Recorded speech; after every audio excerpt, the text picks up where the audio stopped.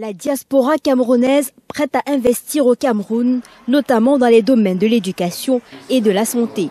Regroupée au sein des organisations non gouvernementales, cette diaspora à travers le monde collecte au quotidien des dons pour soutenir les personnes démunies ou nécessiteuses.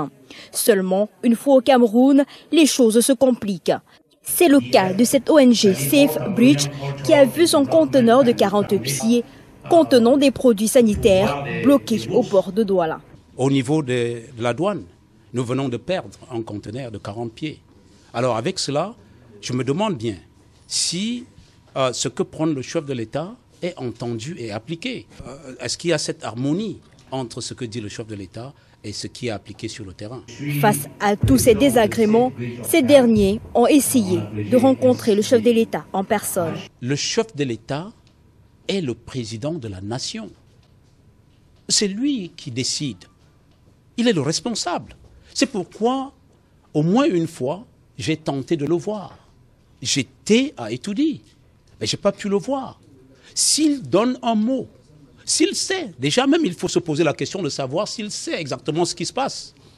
S'il est au courant, je pense qu'en tant qu'un être humain qui a lancé un appel à la diaspora de venir aider à l'édification de notre pays, alors il réagirait par rapport à ceci. Il est question de trouver des voies et moyens pour que cette diaspora puisse participer plus activement dans la vie de la nation.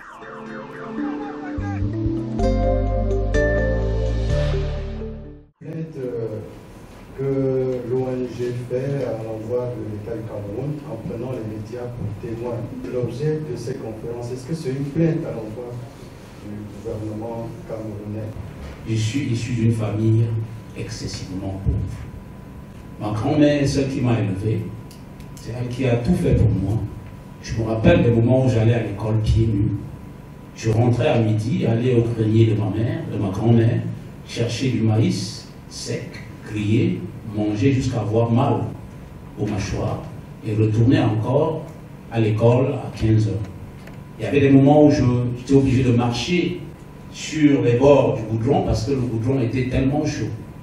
Donc je connais ce que c'est que la pauvreté. Et lorsque je suis parti, j'ai eu l'opportunité, je pense à ceux-là que j'ai laissés au bercail. Je sais qu'il y a un besoin imminent, je sais le pays d'où je viens. Alors c'est ça la motivation.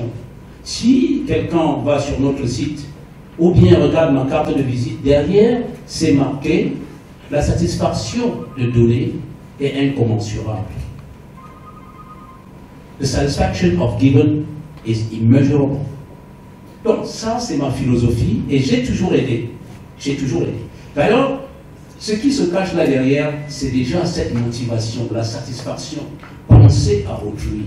Et je suis un fervent croyant en fait. Et je crois que pour ceux qui le savent, Dieu est un Dieu qui demande de donner, qui demande d'aider ceux qui sont dans le besoin. Si en fait, vous avez une richesse et que vous la gardez pour vous uniquement, vous ne rendez pas service aux autres, ça ne représente rien du tout. Jusqu'au moment où vous pouvez partager avec ceux qui sont dans le besoin. Et pour terminer avec cette question en fait, l'ambition n'est pas un péché. L'ambition n'est pas un péché.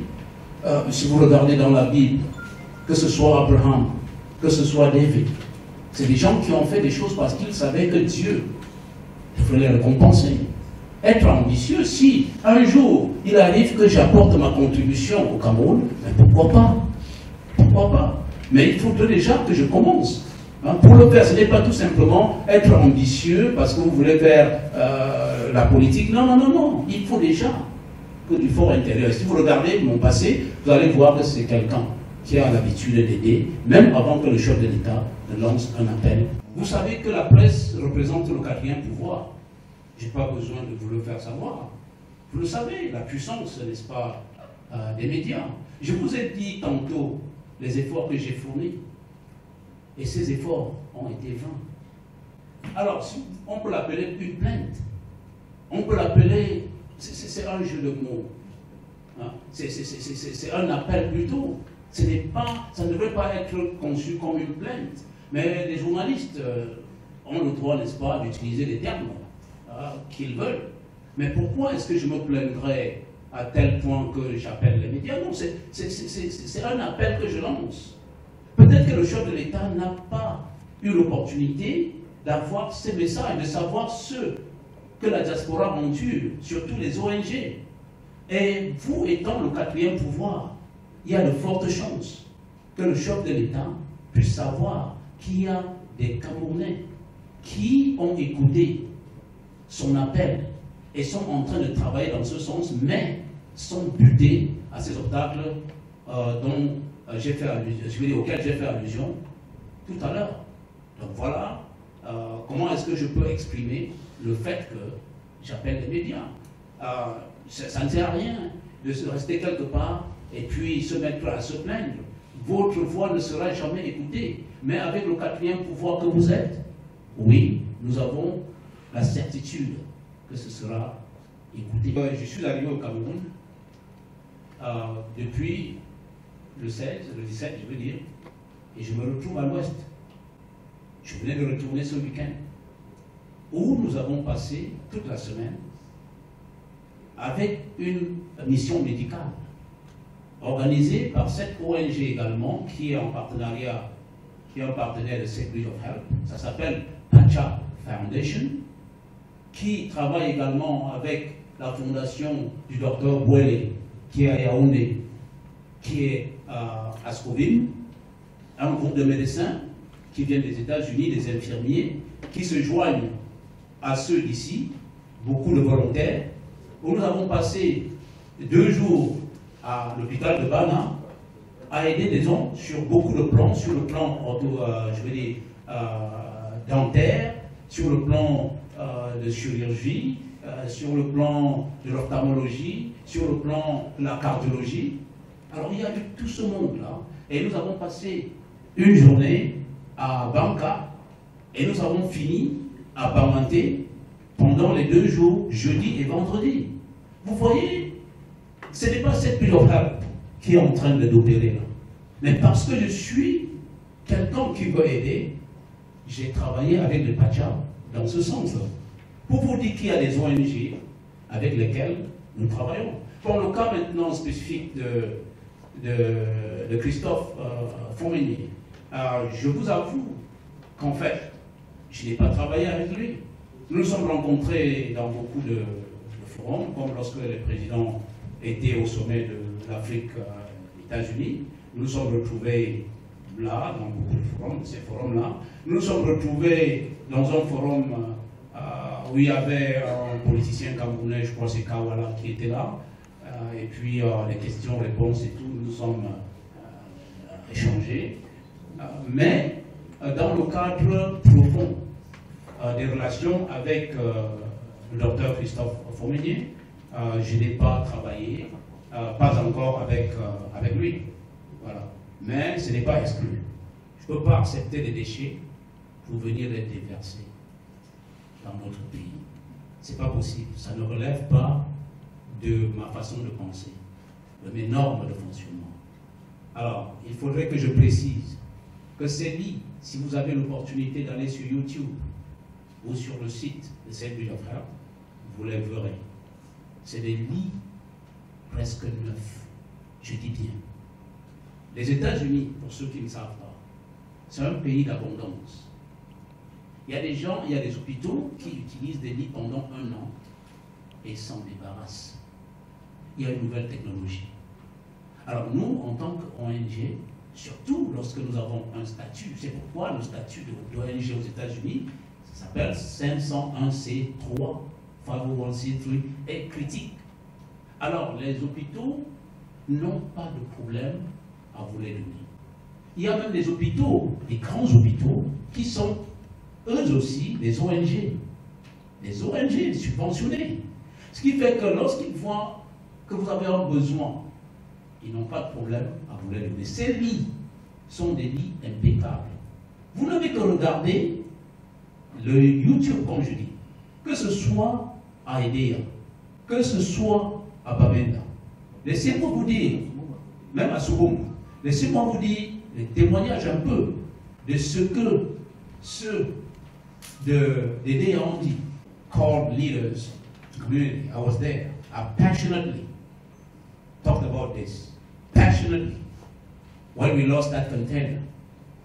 And I told them, I remember what Minister Alamin said, when somebody speaks with such a passion, that means something is going on. We need to listen. I ended my intervention by telling them that no one will be able to discourage me, because I believe from the bottom of my heart that it is something deeper than what I see. So I have no discouragement. I told them, as a matter of fact, as I face these obstacles, you're giving me more energy to go forward. If I give up, I'm giving up not for me, I'm giving up on my people. And that's not right. I have enough comfort in Washington, D.C. to live and enjoy what I have and not care about my people. But because I care and I know, I believe in my God, no one can stop what I'm doing but my God, Jesus. Thank you. Et tantôt, la satisfaction personnelle. Et je vous ai dit d'où je viens. Il serait ingrat et même insensé de partir des conditions les plus difficiles de vie, pauvres, et se retrouver où il y a cette opportunité et juste en jouir et oublier ce que nous avons laissé derrière. C'est ça ma philosophie. Ça relève du fort intérieur. Et comme je l'ai dit tantôt, quelqu'un m'a posé la question à propos de qu'est-ce qui se cache derrière. J'ai dit, même s'il y avait une ambition, bon Dieu, ce ne serait pas un crime. Mais ce que je dis, c'est que regardons l'acte qui est en train de se poser actuellement et voyons la portée de l'acte. Qu'on ne soit pas découragé par rapport à ce que les uns et les autres pensent, puisqu'il y en aura qui vont toujours penser. Il y a ceux-là qui ont des agendas, c'est vrai, mais moi, pour le moment, c'est d'abord la satisfaction personnelle. Et sur ce, je crois que j'ai répondu à votre question. Cette Bridge of Help a répondu à l'appel, plus d'une fois d'ailleurs.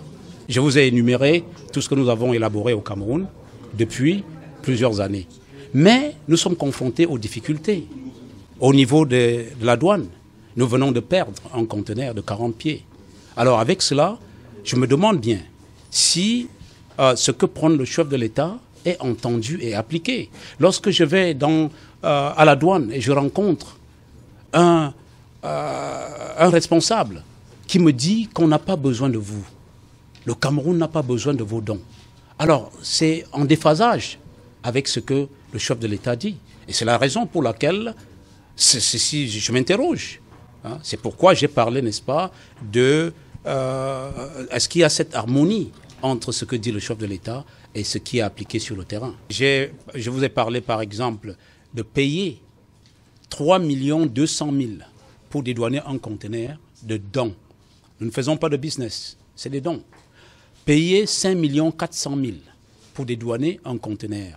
Nous ne vendons rien, nous venons aider. Et comme je l'ai dit, lorsque nous arrivons ici, nous payons les transports pour que cela puisse aller dans les différents hôpitaux.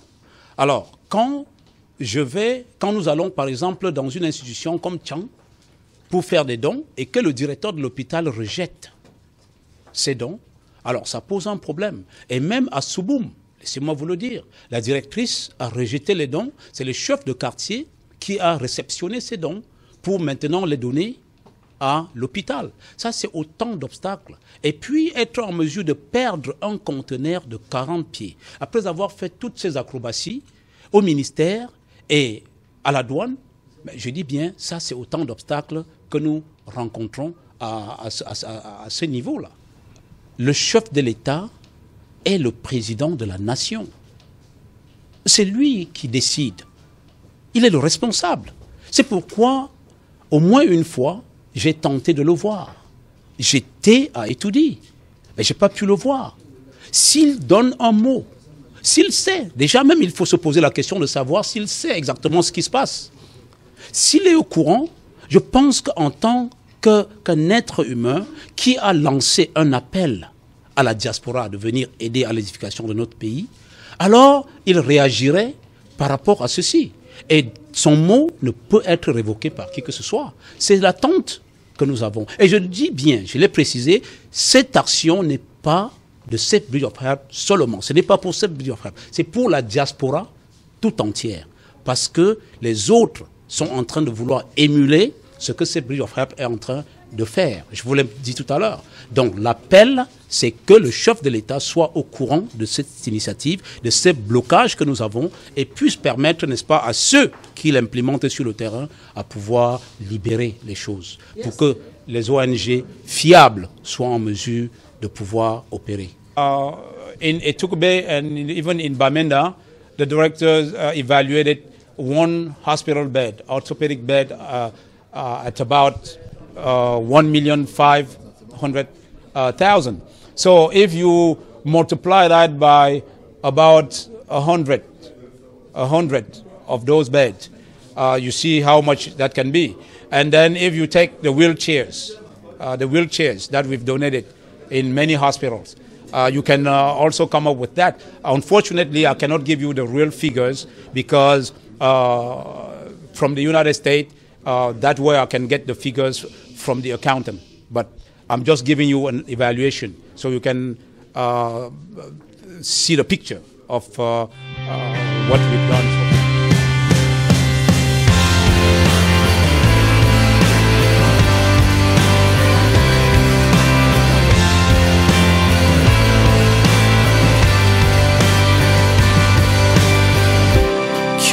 Take me by the hand, can you use me as I am?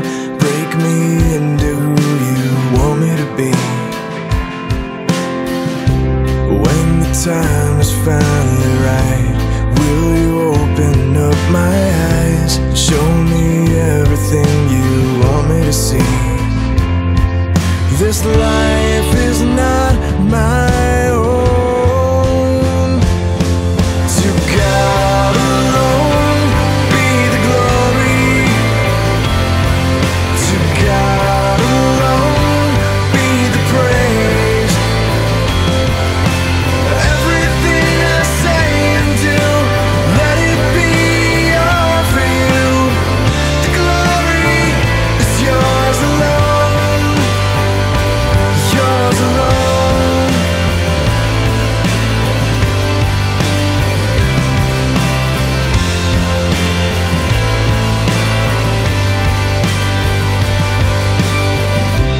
Take the offering I bring.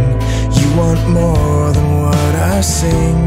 Can I give you every part of me and turn these pennies into gold? Take this life I call my own.